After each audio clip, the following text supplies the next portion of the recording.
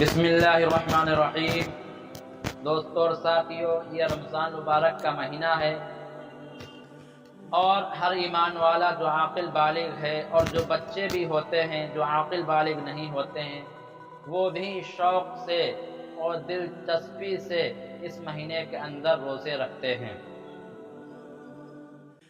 دوستو اور ساتھیو، میں آج کے اس ویڈیو میں آپ حضرات کے سامنے یہ بتلانا چاہتا ہوں کہ روزے کا بدلہ کیا ہے، روزے کا صلہ کیا ہے۔ اللہ رب العالمین روزے کا بدلہ اپنے بندے کو کیا دیں گے، روزے کا صلہ اپنے بندے کو کیا دیں گے۔ اسی سلسلے میں آپ حضرات کے سامنے میں پیارے آقا صلی اللہ علیہ وسلم کی ایک مبارک حدیث کو بیان کروں گا کہ جس کے اندر روزے کے صلے کو، روزے کی قیمت کو اور اس کے بدلے کو بیان فرمایا گیا ہے۔ اس لیے میں آپ حضرات سے کہنا چاہوں گا کہ اس ویڈیو کو پورا دیکھیں اور پورا سنیں۔ وہ حدیث کیا ہے؟ وہ حدیث یہ ہے کہ حضرت سہل بن سعد رضی اللہ تعالیٰ عنہ فرماتے ہیں کہ رسول اللہ صلی اللہ علیہ وسلم نے فرمایا، جنت کے دروازوں میں سے ایک خاص دروازہ ہے جس کو باب الریان کہا جاتا ہے۔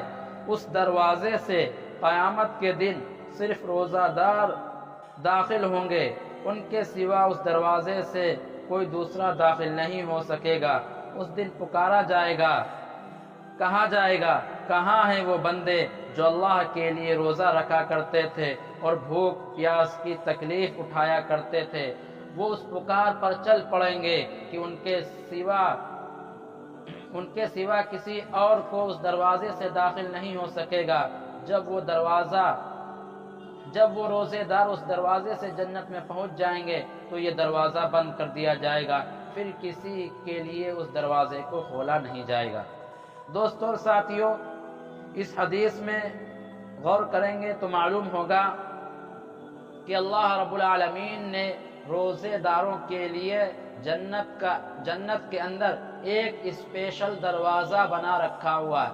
جنت کے اندر ایک خاص مقام بنایا ہوا ہے جس کے اوپر آپ نے دروازہ لگا رکھا ہوا ہے، اور قیامت کے دن اس دروازے سے صرف اور صرف وہی ایمان والے داخل ہوں گے کہ جو رمضان مبارک کے پورے روزہ رکھا کرتے تھے، اور اس دروازے سے روزے داروں کے علاوہ کوئی دوسرا بندہ داخل نہیں ہو سکتا۔ کیا پکارا جائے گا؟ قیامت کے دن پکارا جائے گا کہ روزے دار کہاں ہیں، وہ بندے کہاں ہیں جو اللہ کی رضا کے لیے، اللہ کی خوشنودی کے لیے روزہ رکھا کرتے تھے، ریاکاری اور دکھاوے کے لیے روزہ نہیں رکھا کرتے تھے، دوسروں کو خوش کرنے کے لیے روزہ نہیں رکھتے تھے، لوگوں کو دکھانے کے لیے روزہ نہیں رکھتے تھے، بلکہ صرف اور صرف اللہ کی رضا کے لیے روزہ رکھا کرتے تھے۔ تو ایسے لوگوں کو کل قیامت کے دن پکارا جائے گا کہ وہ بندے کہاں ہیں جو خالص اللہ کی رضا اور خوشنودی حاصل کرنے کے لیے روزہ رکھا کرتے تھے۔ معلوم ہوا کہ جو لوگ اللہ کے علاوہ کسی دوسرے کے دکھاوے کے لیے روزہ رکھتے ہیں تو ان کا یہ بھوکا رہنا، پیاسا رہنا ان کو کام نہیں آئے گا اور ان کو اس دروازے سے داخل نہیں کیا جائے گا۔ گویا کہ وہ دنیا میں بھی تکلیف کو برداشت کریں گے، بھوک اور پیاس کی تکلیف کو برداشت کریں گے، اور آخرت میں بھی ان کو کوئی بھی صلہ نہیں ملے گا۔ دوستو اور ساتھیوں، جب ایسے روزے دار جنہوں نے خالص اللہ کے لیے روزہ رکھا ہوگا، جب وہ اٹھ کھڑے ہوں گے اور وہ تمام کے تمام حضرات اس باب کے اندر، اس دروازے کے اندر سے اس جنت کے حصے میں، اس جنت کے محل میں، اس جنت کے اعلیٰ مقام میں داخل ہو جائیں گے تو اس دروازے کو بند کر دیا جائے گا اور ان کے علاوہ اس دروازے سے کوئی بھی داخل نہیں ہو سکے گا۔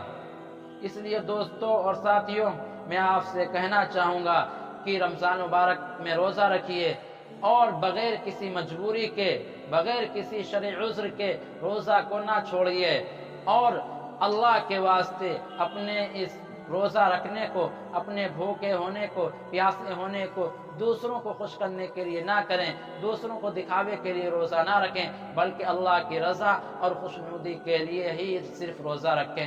اللہ رب العالمین سے دعا ہے کہ اللہ رب العالمین ہمیں اور آپ کو کہنے سننے زیادہ عمل کرنے کی توفیق عطا فرمائے۔ وآخر دعوانا الحمدللہ رب العالمین۔